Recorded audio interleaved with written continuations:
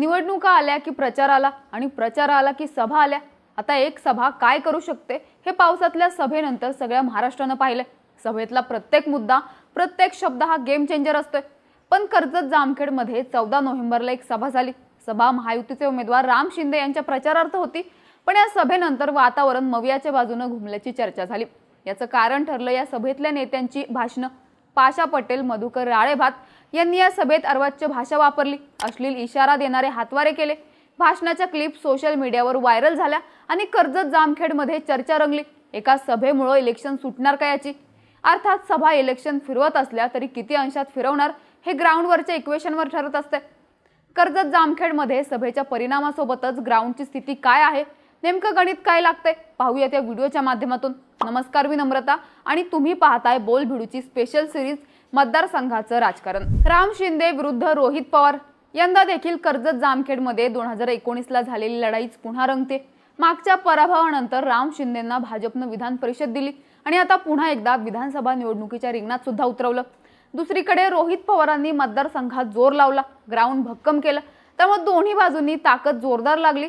सभांनी प्रचारानं चुरस वाढवली होती आणि अशातच कर्जत जामखेडमध्ये महायुतीची सभा झाली। या सभेतली मधुकर राळेभात आणि पाशा पटेल यांची वक्तव्य आणि हातवाऱ्यानंतर त्यांच्या विरोधात कर्जत जामखेडमध्ये महिलांनी मोर्चे काढले। पाशा पटेल यांचा प्रतिकात्मक पुतळा सुद्धा जाळला। प्रचाराची सगळी लाईन यावर शिफ्ट झाली। महिलांच्या समोर वापरलेले शब्द, मुस्लिम समाजाला उद्देशून वापरलेले शब्द आणि रोहित पवार यांच्यावर केलेली टीका, यामुळे भाषेचा स्तर, शेतकऱ्यांच्या प्रश्नांना हलक्यात घेणं, महिला सन्मान या गोष्टींवरून महायुती आणि पर्यायानं राम शिंदे बॅकफुटवर गेले। रोहित पवारांनी देखील टायमिंग साधत विरोधकांच्या भाषणाचे व्हिडिओ शेअर करत गुंडाराज आणायचा डाव असल्याचा मुद्दा प्रचारात आणला। पण वातावरणासोबतच ग्राउंडची इक्वेशन्स सुद्धा महत्त्वाचे असतात। कर्जत जामखेडमध्ये हीच गणितं कशी बसली आहेत ते पाहूयात। 2019 मध्ये रोहित पवार कर्जत जामखेडमधून रिंगणात उतरले। हा मतदारसंघ अजित पवारांनी बांधून ठेवल्याची चर्चा तेव्हा झाली होती। गृहराज्यमंत्री असलेल्या राम शिंदे यांना पराभूत करून रोहित पवार राज्यभर चर्चेत आले, पण 5 वर्षात पुलाखालून बरंच पाणी वाहून गेले। त्यामुळे निवडणूक इतिहासावर नाही तर कामावर होणार असंच इथलं चित्र आहे। रोहित पवारांनी आपली प्रचाराची लाईन कामाच्या मुद्द्यावर ठेवली आहे। त्यांनी मतदारसंघात मोठ्या प्रमाणात निधी आणण्यात यश मिळवलं। लोकांच्या दृष्टिक्षेपात येईल आणि थेट लाभ मिळेल अशी कामं करत पाणी, रस्ते आणि आरोग्य या मुद्द्यांवर भर दिला। पण महाविकास आघाडीच्या काळात रोहित पवारांनी निधी आणायचा झपाटा लावला, तसाच झपाटा राम शिंदे यांनी महायुती सरकारच्या काळात लावल्याची चर्चा झाली। साहजिकच 5 वर्षात जोर दोन्हीकडून लागला। यात रोहित पवार यांनी एक स्टेप पुढे टाकली, ती मतदारसंघातल्या जोडणीमुळे। रोहित पवारांनी मतदारसंघात एक सिस्टीम उभा केली। त्यांच्या माध्यमातून विकास कामं होत असताना आपल्या कुटुंबाला सोबत घेऊन मतदारसंघात काही समीकरणं सेट केली। रोहित पवारांचे वडील राजेंद्र पवार यांच्या मार्फत शेतकऱ्यांसाठी एक सिस्टीम लागली, ज्यात शेतकऱ्यांना पेरणीपासून शेतीमाल विकण्यापर्यंत मार्गदर्शन केलं जातं, प्रशिक्षण दिलं जातं। त्यामधून मदत मिळणाऱ्यांची एक यंत्रणा उभी राहते।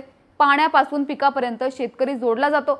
कंपन्यांच्या माध्यमातून व्यवसायासाठी बळ देऊन रोजगाराच्या प्रश्नांवर काम होतं। रोहित पवारांच्या आई सुनंदा पवार बचत गटाच्या माध्यमातून या मतदारसंघात ऍक्टिव्ह आहेत।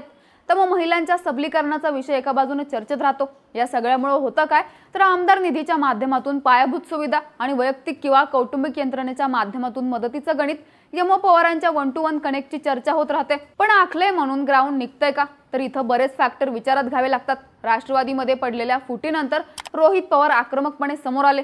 त्यांनी अजित पवारांना, त्यांच्यासोबत गेलेल्या आमदारांना लक्ष्य केलं, मग चर्चा रंगला। अजित पवार आणि त्यांच्या सोबतचे नेते रोहित पवारांना कर्जत जामखेडमध्ये ट्रॅप करणार का? कर्जत जामखेडमध्ये पवार विरुद्ध पवार सामना होणार का, अशा देखील चर्चा झाल्या। पण प्रत्यक्षात तसं घडलं नाही। उलट अजित पवारांनी रोहित चांगलं काम करतोय असं म्हणत रोहित पवारांच्या पाठीवर कौतुकाची थाप दिली। अजितदादांसोबतच्या इतर नेत्यांनी कर्जत जामखेडमध्ये लक्ष घातलं नाही आणि लढाई राष्ट्रवादी विरुद्ध राष्ट्रवादीमुळे अवघड होऊ शकेल ही शक्यताच मावळली। पण हा जोर लावला राम शिंदे आणि भाजपनं इथं नेत्यांची फौज उतरवली। आपली सगळी यंत्रणा राम शिंदे यांच्या मागे उभी केली, ज्याला राम शिंदे यांनी भूमिपुत्र चळवळीच्या माध्यमातून बळ दिलं।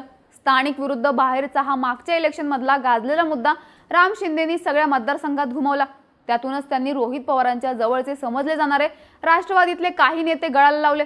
मधुकर राळेभात हे सुद्धा त्यांच्यापैकीच एक नेते रोहित पवार यांच्या कार्यपद्धतीवर नाराज आहेत। त्यांची एकाधिकारशाही आहे असं नरेटिव्ह या पक्षप्रवेशाच्या माध्यमातून उभा करण्याचा प्रयत्न राम शिंदेंनी केला। तर रोहित पवारांच्या गटाकडून नेते गेले, पण कार्यकर्ते आमच्याकडे आहेत असा दावा करण्यात आला।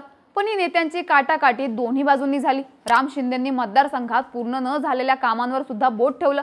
साहजिकच रोहित पवार यांच्या पुढे आव्हान निर्माण झालं, पण त्यांनी मतदारसंघाच्या बाहेर फिरत कर्जत जामखेडमध्ये आपला बेस पक्का असल्याचा मेसेज दिला। इथं त्यांच्या कुटुंबानं घोंगडी बैठका, मतदारांच्या भेटी यातून बेरीज पक्की केली, कामाच्या माध्यमातून तयार झालेल्या भावनिक कनेक्टला पुश देण्याचा प्रयत्न केला। पण अर्थात ही समीकरणं त्याच ताकदीनं मतदानात उतरवणं ही सुद्धा कसोटी असणार आहे। राम शिंदे यांच्या मागे भाजपनं सगळी यंत्रणा उभी केली, त्यात कर्जत जामखेड हा धनगर बहुल मतदारसंघ, राम शिंदे हे धनगर समाजातून येणारे नेते, या समाजावर त्यांची चांगली पकड, राज्यात आणि विशेषतः मराठवाड्यात मराठा विरुद्ध ओबीसी ध्रुवीकरण शिगेला पोहोचलेलं। अशा वेळी मराठवाड्याला लागून असलेल्या मतदारसंघात जातीय ध्रुवीकरणाचा मुद्दा प्रखर होऊ शकतो। कर्जत जामखेडमध्ये चौंडी हे अहिल्यादेवी होळकर यांचं जन्मस्थान असलेलं गाव सुद्धा येतं, त्यामुळे जर जातीय ध्रुवीकरणाचा मुद्दा केंद्रस्थानी आला तर राम शिंदे अधिक ताकदीनं रेसमध्ये येऊ शकतात। शिंदेंनी मांडलेल्या भूमिपुत्राच्या नरेटिव्हला विकासपुत्र अशी लाईन आखत रोहित पवार उत्तर देत असले तरी राजकीय आरोप प्रत्यारोपांमध्ये अडकलेली आणि अर्धवट राहिलेली कामं, MIDCचा मुद्दा त्यांनी उभा केलेल्या विकासपुत्राच्या लाईनला धक्का देताना दिसू शकतोय। पण सध्या महायुतीच्या सभेत नेत्यांनी केलेली वक्तव्य, त्याचा शेतकरी, महिला आणि मुस्लिम समाजावर होऊ शकणारा परिणाम रोहित पवारांच्या पथ्यावर पडताना दिसतोय। त्यामुळे कर्जत जामखेडची लढत मतदानाच्या आकडेवारीत कशी रंगणार हे पाहणं महत्त्वाचं ठरणार आहे। तुम्हाला काय वाटतं? कर्जत जामखेडमध्ये पवार पॅटर्न चालणार की भाजप ऐनवेळी धक्का देणार? तुमची मतं आणि प्रतिक्रिया कमेंट्समध्ये नक्की सांगा आणि बोल भिडूच्या YouTube चॅनलला सबस्क्राईब करायला विसरू नका।